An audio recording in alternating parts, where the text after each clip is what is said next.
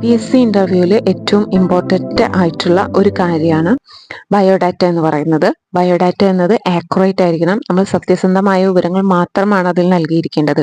പ്രത്യേകിച്ച് ഹോബി, നമ്മുടെ weakness, strength, നമ്മൾ വർക്ക് ചെയ്ത സ്കൂൾ, ഇതെല്ലാം തന്നെ കറക്റ്റായി തന്നെ പൂരിപ്പിക്കണം.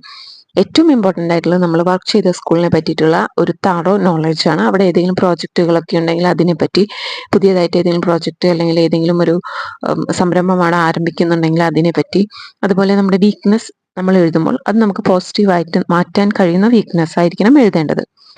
മറ്റൊന്നാണ് ഹോബിയെ പറ്റിയിട്ട് തറോ നോളജ് നമുക്കുണ്ടായിരിക്കണം.